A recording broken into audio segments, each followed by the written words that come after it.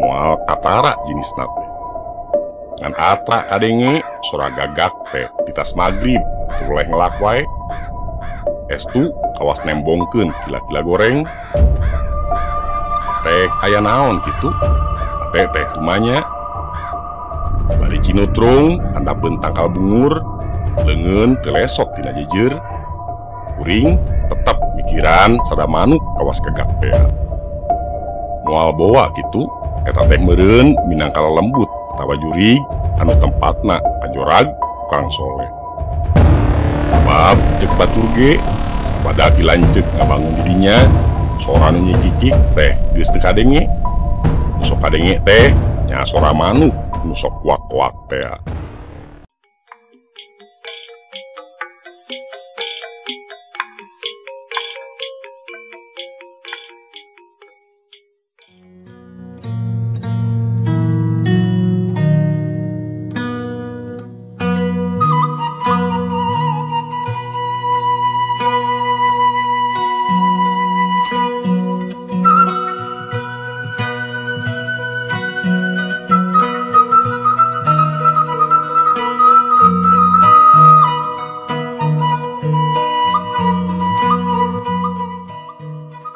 Lain naon, kuring mah datang kasih si walungan teh sejak nguseup.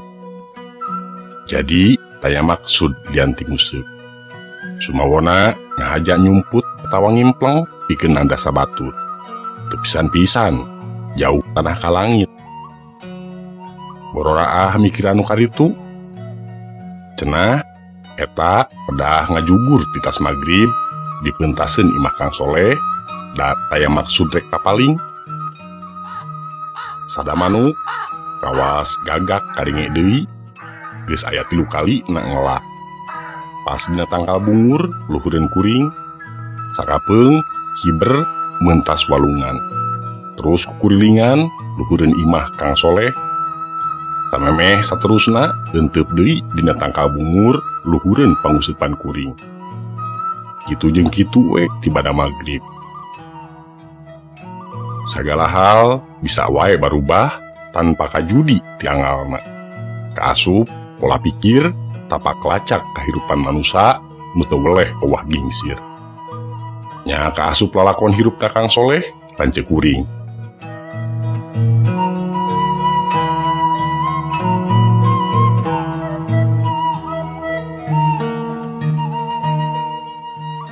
Teuing kunaon pola pikir katut jalan hirupna sasat tepati nyugemakeun khususna pikeun bapak umum nama pikeun warga kampung Dukuh kampung Kang Soleh samemehna. Ku antengna nyiar ilmu di pasantren boga Jang Soleh bisa neruskeun tapak lacak keagamaan di lembur Dukuh nu saila ieu komarana meh pareum. Kitu diantarana harapan sesepuh urang lembur Dukuh harita.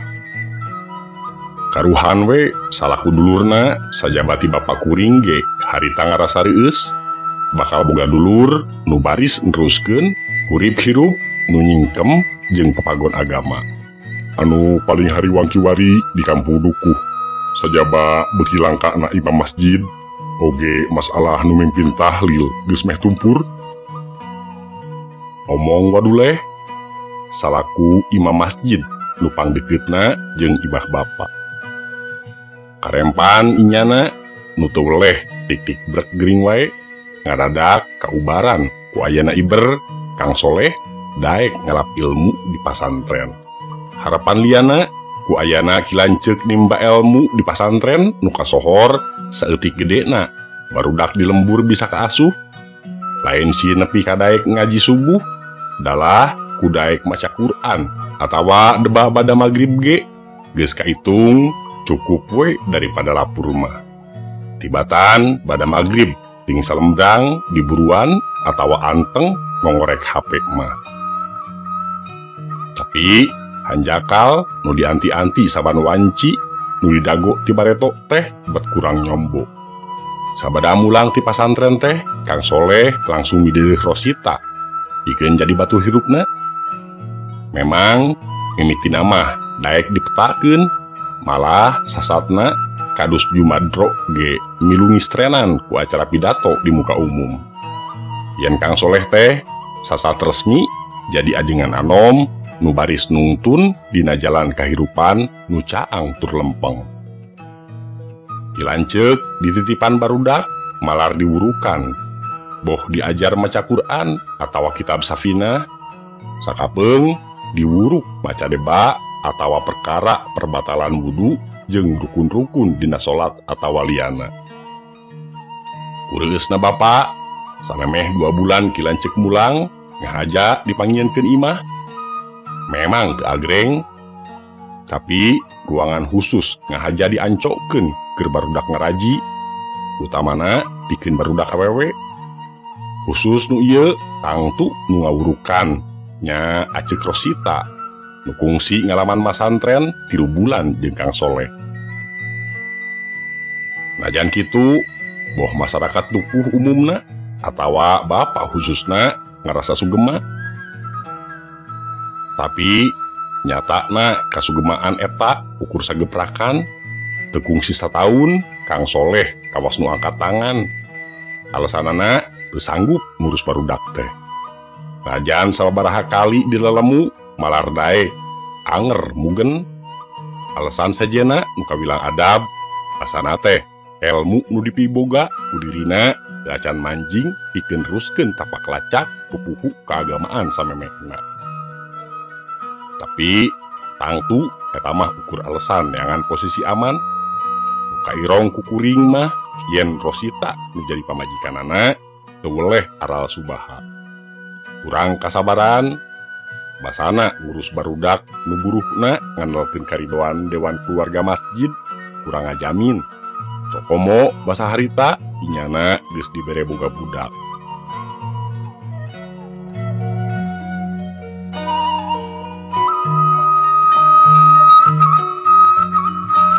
Kang Soleh marudah inyana budak dadak ngababad dapuran awi jeung rungkun kopo nu caneom nu aya di sisi walungan torongtong. Taneuh nu manjang nyisi jalan jeung nyisi walungan anu bisa oge disebutna harim memang bogana kartobi. Nyaeta bapana Rosita nu kungsi keok basa nyalon DPRD di kabupaten. Kang Soleh teu mirosea mang pirang beja yen di eta tempat teh tegal jurig alias sanget. Eta mah dongeng nu sarua jeung ngagungkeun setan. Tandes Kang Soleh samemeh terusna ngabangun imah 2 tingkat. Si Horeng di modalan kartobi bapana Rosita tea. Terus Kang Soleh muka bengkel motor atut onderdilna. Pagawena 2 urang kaitung 3na jeung inyana bari laladen ngarangkep kasir.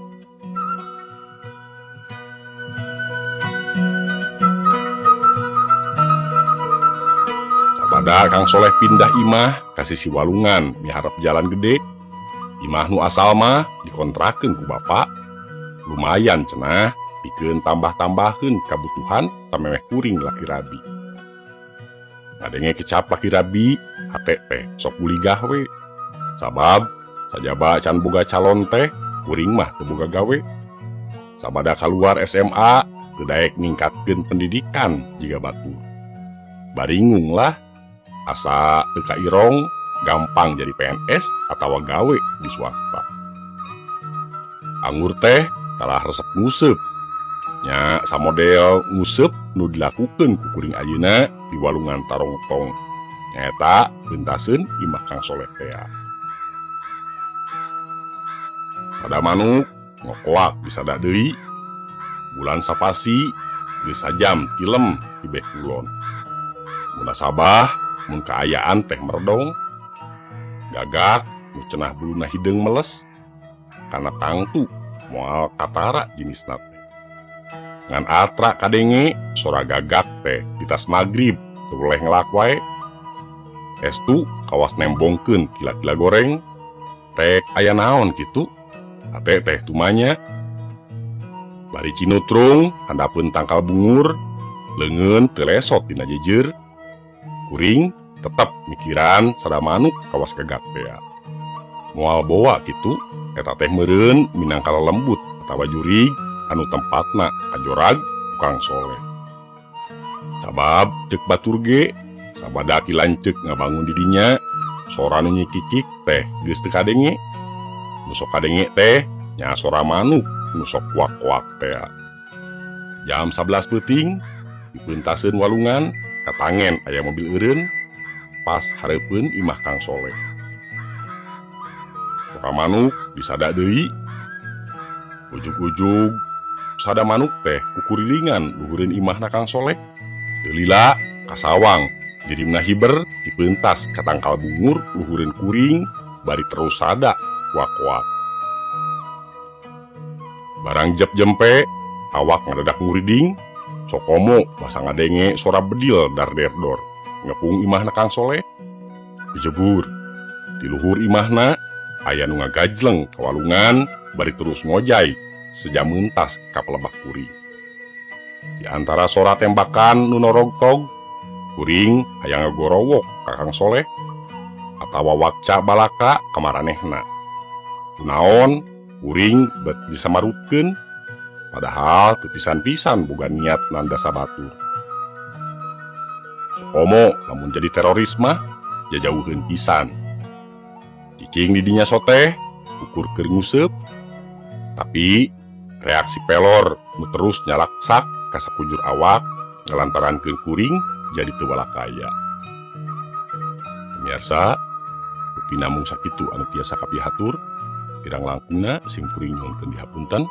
Billahi taufik wa hidayah. Wassalamualaikum warahmatullahi wabarakatuh.